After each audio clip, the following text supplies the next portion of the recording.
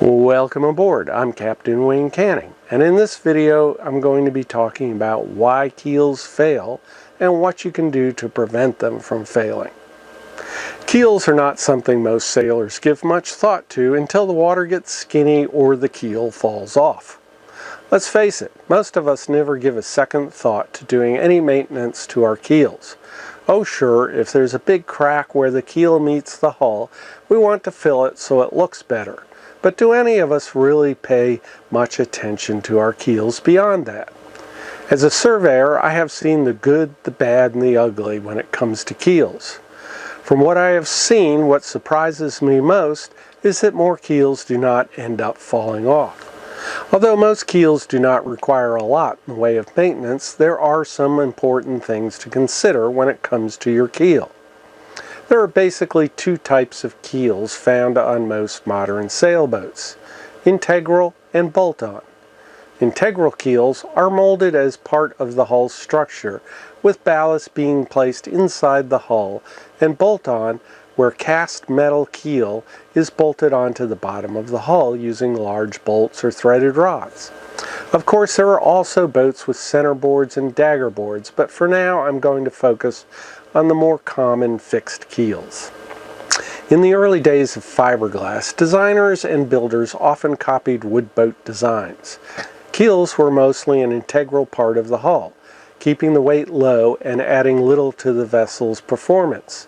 Builders mostly molded the full keel shape in fiberglass and added the ballast to the inside of the keel rather than bolt on after the hull was built, as was done with wood boats. This was done to speed construction and reduce costs. Small shops could avoid the expense of having a keel cast in the shape needed. Instead, they could buy cheap scrap lead or iron shot and simply fill the keel from the inside using resin to bind all the small scraps together. They would then glass over the top to finish the ballast off. These poured integral keels proved to be very effective and long-lasting, assuming they were done correctly. Some builders, really cutting corners, used steel and concrete to save money. The better builders had lead cast to fit inside the keel cavity. Once set in place, resin was used to fill the voids between the fiberglass and the lead and bond the lead to the fiberglass. As with poured keels, the top was finished off with fiberglass to seal everything. As designers started to really understand fluid dynamics, they found they could have better control of keel shapes by casting the keels separate from the hull and bolting them on. This really came into play with racing boats. Bolt-on keels allowed designers to change keel shapes and improve performance or adjust draft. Builders could use a single hull design and change the keel shape and depth as needed. A single hull mold could produce a boat with a 7-foot draft or one with a 4-foot draft, simply by using a different keel. All this sounds good, but as the years have passed, we are now finding not all these solutions are without problems. Although most sailors give little thought to their keels, there are some valid reasons to pay closer attention to our keels. Let's start with the problems found with many encapsulated keels. For the most part, this method of construction was good, offering a solid keel that remained problem-free for many years. Keels of this type usually only give trouble in cases where the builder cut corners and used bad materials or failed to fill all the voids. Some builders use steel scraps in place of lead to save money. This at first seemed acceptable, as many cast keels were also made of steel. The problem arose many years later when voids allowed moisture into the keel. The steel began to rust, and in doing so began to expand. This caused the outside of the keel to bulge, sometimes cracking the fiberglass. Unfortunately, there is no easy fix to this other than to remove the steel from the inside of the keel cavity. A dirty, labor-intensive job. Once removed, the steel had to be replaced with lead, adding to the cost. With many older boats, this simply was not worth the expense. Even using lead was not without its problems, as the fiberglass could delaminate from the lead, causing voids that could fill with water. This could also cause swelling of the keel.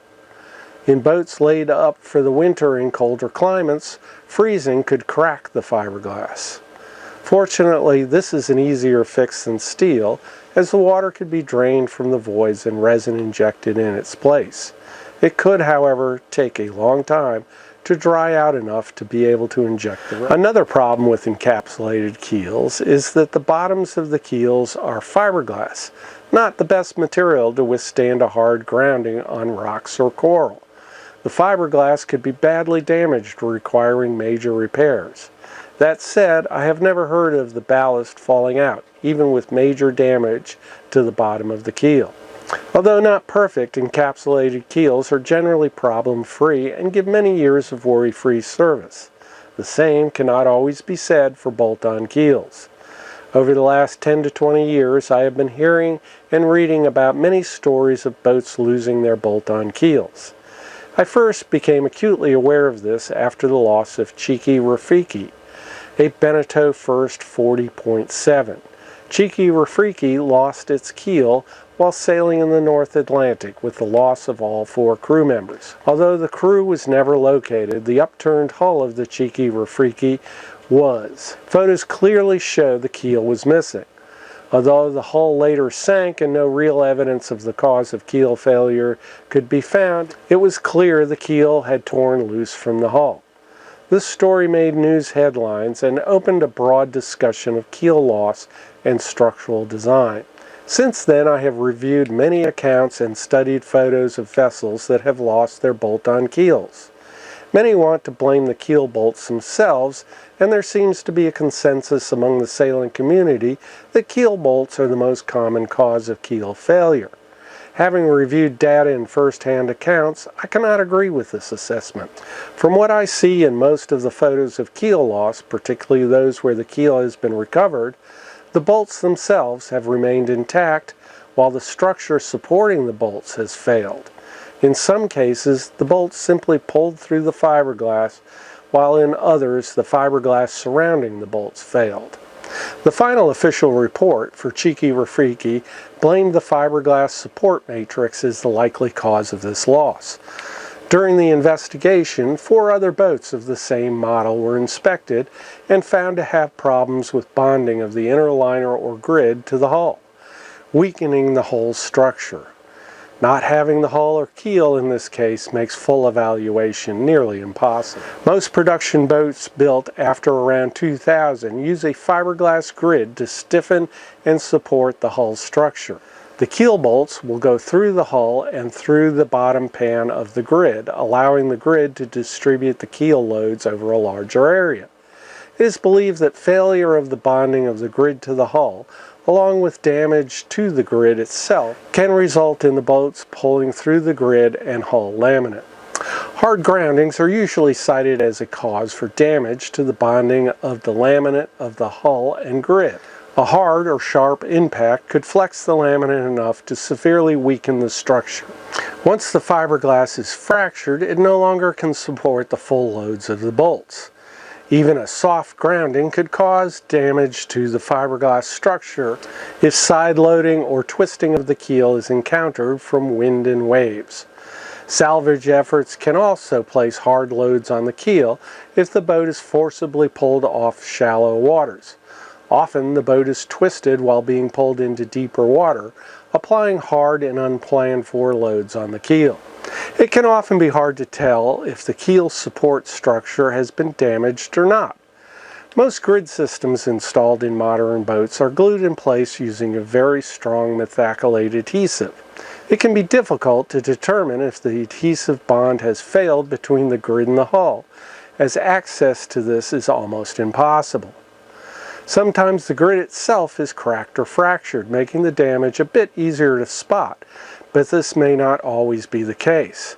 There may also be visible cracking or stress lines on the outside of the hull near the keel-hull interface. This type of damage can be very hard to repair as it is not easy to access and often under flooring, tanks, and other parts of the boat. It was noted that Cheeky Rafiki had recently been repaired after a hard grounding prior to its offshore passage. I have also heard of another boat that lost its keel shortly after repairs were completed. This illustrates how hard it can be to correctly repair this type of damage. Keel bolts themselves can be an issue, adding to or hastening structural damage. Although I have never personally seen or heard of a boat losing its keels strictly from the keel bolts failing, I am guessing it has happened. But I could not find a single case, nor could I find anyone else who has first-hand knowledge. So clearly it would be an anomaly. Keel bolts should, however, be inspected and maintained. They should be checked for tightness, and if found loose, tightened. A keel that is loose will move, and this movement can damage or weaken the laminate by working back and forth over a period of time. Loose bolts can also allow water into the keel hull joint, facilitating corrosion of the bolts. Movement of the keel can also force the sealant out of the keel hull joint, adding to water ingress. As a surveyor, I was always surprised when I could move a keel with just a little foot pressure on the bottom of the keel as the boat hung in the slings. This movement was easy to spot at the hull keel joint, and often water would be pushed out of the joint as it moved. Of course, any water that gets into this joint will cause corrosion of the bolts. If a keel is found loose, it would be wise to remove the keel for a full inspection of the bolts. Any gap in the hull keel joint could also indicate the bolts need servicing. If rust is noted coming from the gap, it may be time to think about removing the keel for a better look at the condition of the bolts. Keel bolts can look fine at the heads but have severe corrosion just under the fiberglass. The only way to know for sure is to drop the keel. Cracks at the hull keel joint do not by themselves indicate problems, but weeping rust or a gap you can slip a thin putty knife into are concerns. If heavy corrosion is noted on the bolt heads or nuts, they should be evaluated for replacement. Stainless steel, in particular, needs to be carefully watched. Stainless steel can suffer from pit or crevice corrosion. This type of corrosion can result in sudden catastrophic failure. Higher grades of stainless will help negate this type of corrosion. Normal carbon steel will experience rusting, but it generally is on the surface where it can be cleaned and sealed. More important than inspecting the bolts alone is inspecting the surrounding fiberglass support structure. Even if the vessel has not had any notable groundings, the support structure should be inspected carefully, at least annually. Normal sailing and hauling out can place a lot of stress on the fiberglass structure, creating potential problems if not caught early.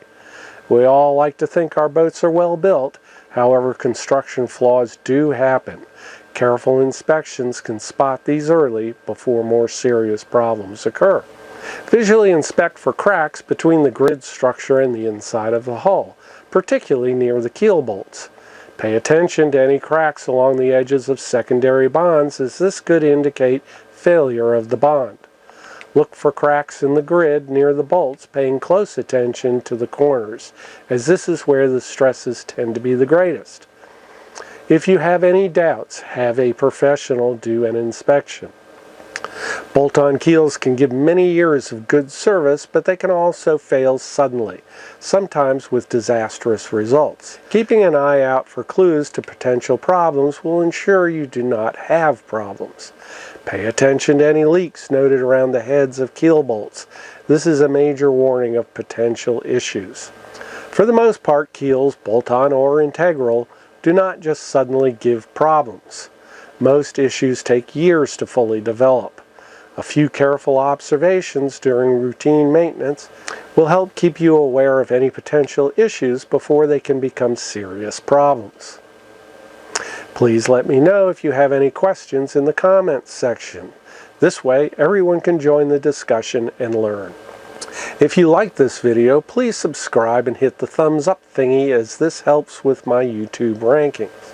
Also, please consider joining my Patreon page, where for a small monthly fee you get to see my videos without commercials, and you get other member benefits. Your support will help keep me producing more useful content. Thanks for watching, and remember, the fun never stops when you own a boat.